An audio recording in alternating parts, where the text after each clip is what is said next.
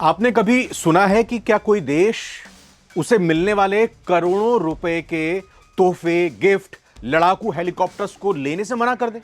वो भी तब जब वो बिल्कुल फ्री में मिल रहे हैं। सुनने में अजीब लगता है ना, लेकिन नेपाल में यही हो रहा है। अमेरिका के राष्ट्रपति डोनाल्ड ट्रंप ने नेपाल की आर्मी के लिए 6 एकदम नए झकास लड़ाकू हेलीकॉप्टर देने का बड़ा ऑफर दिया। लेकिन काठमांडू की गलियारों से खबर आ रही है कि नेपाल इस तोहफे को लेने के मूड में नहीं है। बालेन शाह की बढ़ती लोकप्रियता और वहां की वर्तमान सरकार के रुख ने अमेरिका को सोच में डाल दिया है। आखिर नेपाल को अमेरिका के इन हेलीकॉप्टर से क्या डर है? क्या इसके पीछे चीन का हाथ है, या नेपाल वाकई अब किसी के इशारों पर नाचना नहीं चाहता, किसी की कठपुतली, किसी का मोहरा, किसी का टूल नहीं बनना चाहता? तो आगे वीडियो में हम इस पूरी गुत्थी को सुलझाएंगे। हां, एक बड़ी खबर यह भी है कि बालेन शाह ने चीन पर बड़ा एक्शन लिया है, जिससे शी जिनपिंग को झटका लगा है। इस खबर के बारे में भी आपको बताऊंगा, तो बने रहिए हमारे साथ। आप नवभारत टाइम्स देख रहे हैं, वक्त सारी दुनिया का। मैं रविंद्र सिंह आपके साथ।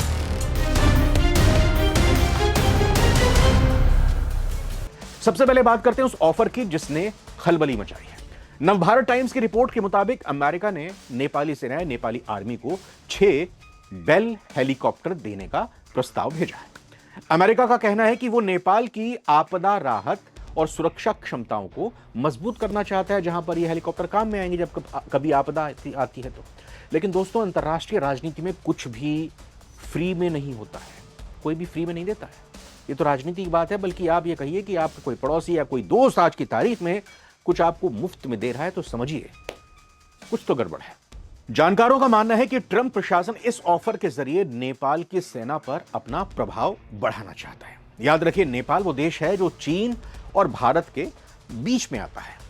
अमेरिका चाहता है कि नेपाल की सेना के पास अमेरिकी साजो सामान हो, ताकि भविष्य में उसकी निर्भरता चीन पर कम हो सके, दखलंदाजी अमेरिका की बढ़ जाए। लेकिन नेपाल इस चुंबकीय ऑफर के पीछे छिपे भू राजनीतिक यानी जियोपॉलिटिकल खेल को पूरी तरह से समझ चुका है, जान चुका है। लेकिन अब सवाल यह है कि नेपाल मना क्यों कर रहा है और कैसे कर रहा है। न्यूज़ 18 हिंदी की रिपोर्ट के मुताबिक इसके पीछे 2 बड़े कारण हैं। पहला, सफेद हाथी, व्हाइट एलिफेंट। जी हां, नेपाल का कहना और मानना है कि हेलीकॉप्टर तो फ्री में मिल जाएंगे, अमेरिका दे देगा, लेकिन उनका रखरखाव, मेंटेनेंस और उनके महंगे कलपुर्जे कौन मेंटेन करेगा? नेपाल की अर्थव्यवस्था पर यह बोझ ना बन जाए, सफेद हाथी ना साबित हो जाए। नेपाल को डर है कि इन हेलीकॉप्टर्स को चलाने का खर्च इतना ज्यादा होगा कि वो सेना का बजट बिगाड़ कर रख देगा।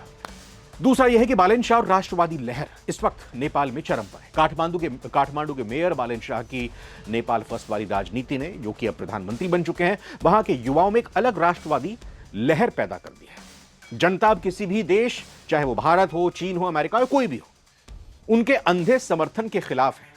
वो उनके पूरी तरह से पिछलग्गू नहीं बनना चाहते। सरकार को डर है कि अमेरिका से सैन्य मदद लेने पर जनता इसे संप्रभुता यानी सॉवरेनिटी पर खतरा मान सकती है, नेपाल के काम में अड़ंगा मान सकती है, दखलंदाजी मान सकती है। रिपोर्ट में एक बहुत ही दिलचस्प मोड़ तब आया जब नेपाल ने सिर्फ मना नहीं किया अमेरिका को, बल्कि अमेरिका को एक काउंटर प्रपोजल भेजने की तैयारी भी कर दी। नेपाल का कहना है कि हमें छोटे हेलीकॉप्टर या ये इस तरह के हेलीकॉप्टर मत दो, अगर देना ही है तो भारी परिवहन विमान यानी हैवी ट्रांसपोर्ट एयरक्राफ्ट जैसे C-130 हरक्यूलिस दो। नेपाल का तर्क बिल्कुल सीधा है। नेपाल एक पहाड़ी देश है, जहां अक्सर भूकंप और भूस्खलन जैसी आपदाएं आती हैं। वहां सामान पहुंचाने के लिए छोटे हेलीकॉप्टर पहले से ही काफी हैं, लेकिन बड़े पैमाने पर राहत सामग्री ढोने के लिए बड़े जहाजों की, हवाई जहाजों की, हेलीकॉप्टर्स की कमी है। नेपाल अब अमेरिका को यह समझाने की कोशिश कर रहा है कि उनकी जरूरतें क्या हैं, ना कि वो जो अमेरिका उन्हें देना चाहता है वो हम नहीं लेंगे। हमारी जो जरूरतें हैं उनको समझो और उनको दो, नहीं देना तो मत दो।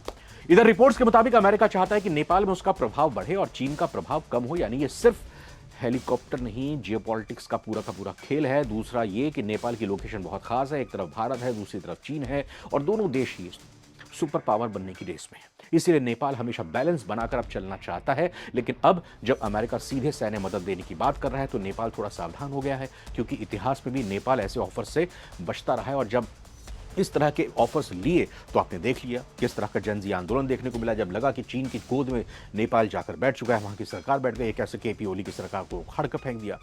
अब उसे अक्सर डर रहता है नेपाल को, कहीं वो किसी एक खेमे में अगर फंस गया तो फिर वो उलझ जाएगा और फिर एक अनिश्चितता बन जाएगी, एक डिस्टर्बेंस नेपाल के अंदर आ जाएगी। वहीं अमेरिका की रणनीति पूरी तरह से साफ है, नेपाल की सेना के साथ संबंध मजबूत करें, चीन के प्रभाव को कम करें। वैसे रिपोर्ट से कहती है कि अमेरिकी दूतावास नेपाल पे जल्द फैसला लेने का दबाव बना रहा है और ये कोई पहली बार नहीं है। जी हाँ, पहले भी अमेरिका नेपाल को एयरक्राफ्ट दे चुका है। यानी ये धीरे धीरे बढ़ती साझेदारी है। नेपाल के नए प्रधानमंत्री बालेन शाह जो इसी साल सत्ता में आए हैं, उनकी सरकार का रुख थोड़ा अलग है, जुदा है। वो प्रैक्टिकल अप्रोच ले रही है, मतलब जो चाहिए वही लो, बाकी मना कर दो, और अगर कुछ जरूरत है तो उसको बता दो, दे सकते हो दे दो, नहीं दे सकते तो मत दो।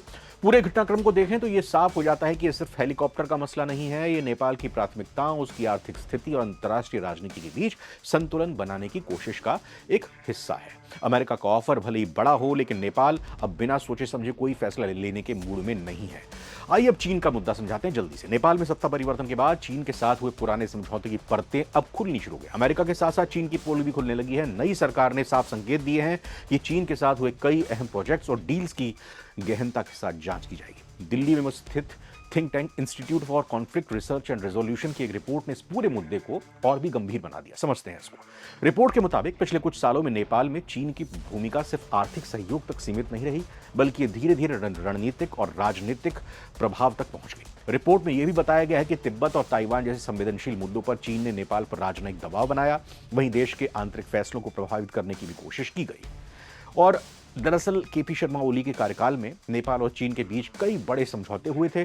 उस वक्त उन्हें नेपाल की आर्थिक स्वतंत्रता और विकास की दिशा में ऐतिहासिक कदम बताया गया था, लेकिन अब वही समझौते सवालों के घेरे में, जिन पर जांच होनी है। विशेषज्ञों का मानना है कि नेपाल अब संतुलित विदेश नीति की तरफ बढ़ना चाहता है, जहां वो किसी एक देश पर अत्यधिक निर्भरता से बच सके। इस पूरी कहानी का, यानी नेपाल कि इस स्ट्रेटेजी का निचोड़ यही है कि नेपाल अब अपनी विदेश नीति में स्मार्ट हो गया है। वो चीन को नाराज नहीं करना चाहता है, ना अमेरिका को नाराज करना चाहता है, और ना ही किसी के साथ दिखना चाहता है, और अपनी जनता को भी नाराज नहीं करना चाहता है। और इस तरह से हेलीकॉप्टर्स को ठुकराकर नेपाल ने संदेश दे दिया कि वो अब दान नहीं बल्कि जरूरत के हिसाब से पार्टनरशिप करेगा। चीन के साथ जो सौदे पीछे हुए हैं उसकी भी जांच होगी, जो सरकार ने वादा किया था। आपका क्या सोचना है? क्या नेपाल को अमेरिका का ये ऑफर मान लेना चाहिए था, या बालेन शाह के प्रभाव वाली सोच ही नेपाल को सही रास्ते पर ले जा रही है? अपनी राय कमेंट बॉक्स में जरूर लिखें। क्या भारत को नेपाल के इस बदलते रुख से खुश होना चाहिए या सतर्क? क्योंकि भारत में भी बालेन शाह का दौरा प्रस्तावित है। बहुत जल्द वो भारत आने वाले हैं। कमेंट जरूर कीजिएगा।